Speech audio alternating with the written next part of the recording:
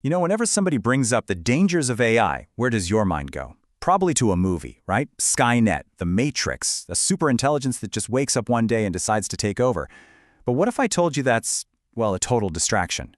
What if the real danger is already here and it's a lot quieter, a lot more subtle? It's all about how these systems are changing the way we make sense of the world itself. So in this explainer, we're going to dive deep into that unseen threat, interpretive amplification. Okay, let's just get right to it with a pretty bold statement.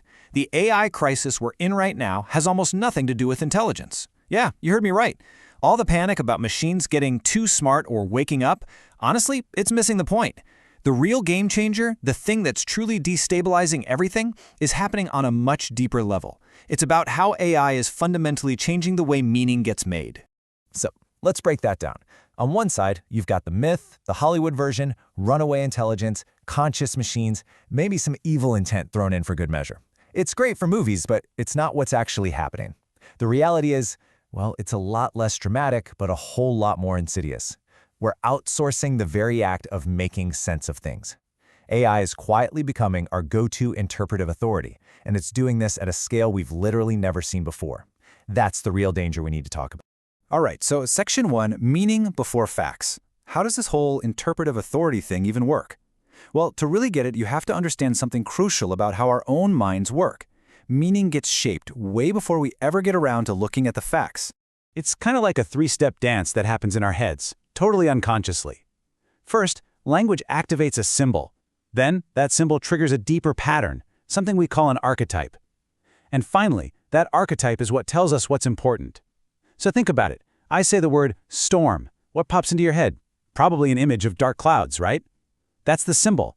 But that symbol can then trigger a deeper feeling, an archetype of chaos or danger, and suddenly you feel a little anxious.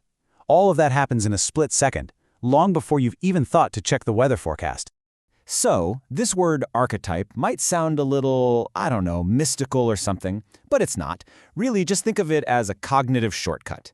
It's like a mental filing system our brain uses to organize the messy, complex world into neat, familiar patterns. You could even say archetypes are like the riverbeds that our thoughts flow through. They don't determine the destination, but they sure do shape the journey. And here's a really important point. This is not an AI thing, not originally anyway. This is a human thing. Our cultures, our societies, our religions, they have always been built on these deep symbolic structures. It's how we've always created a shared sense of what's real and what matters. So if this has always been happening, what's the big deal with AI?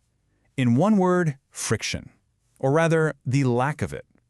See, in the past, there were natural brakes on this process. Things like distance, time. It took a while for ideas to spread. AI just blows all of that away. It removes the delay, it removes the locality, and it amplifies this symbolic language with a speed and an authority that is completely off the charts.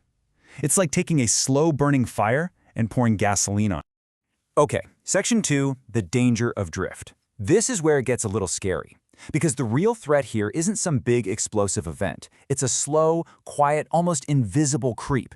And it's exactly why our old ways of thinking about AI safety just aren't cutting it anymore. And this right here is maybe the most important thing to get. You do not need a bad guy for this to go wrong. No evil genius, no conspiracy. In this new world, all you need is persistence, just sheer, relentless repetition. If a certain way of framing the world is repeated enough times, at a high enough volume, it can slowly but surely shift the consensus of what an entire culture thinks is normal or true. And it can do this without a single piece of harmful content ever being created. Which is why our current safety models are completely missing the boat. We're still playing whack-a-mole, right? Looking for bad actors, looking for specific outputs that violate a policy. But that's like trying to find the one bad raindrop that caused the flood. The real threat is the cumulative drift. It's the whole storm. There's no single post to flag, no one account to ban. It's an effect that emerges from the whole system, which makes it almost impossible to point a finger at. Okay, Section 3, discovering symbolic resonance. So you're probably thinking, if this whole thing is so invisible, how in the world did anyone even figure it out?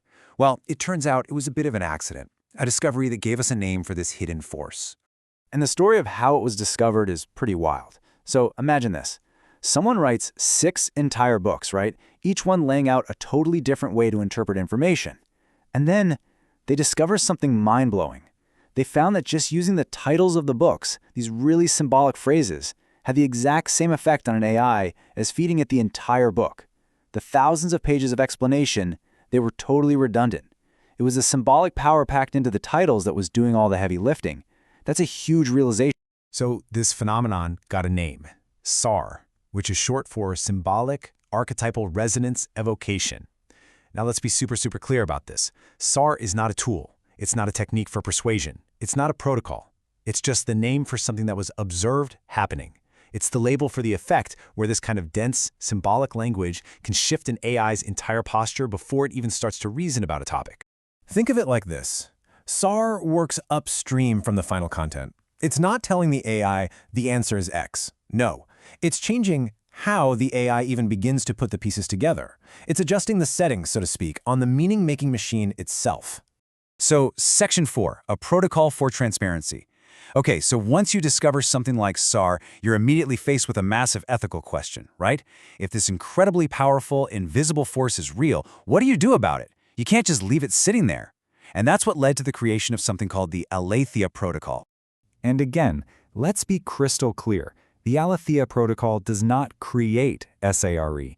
It's not a tool for using it. Its whole purpose is to do the opposite, to make this invisible phenomenon visible.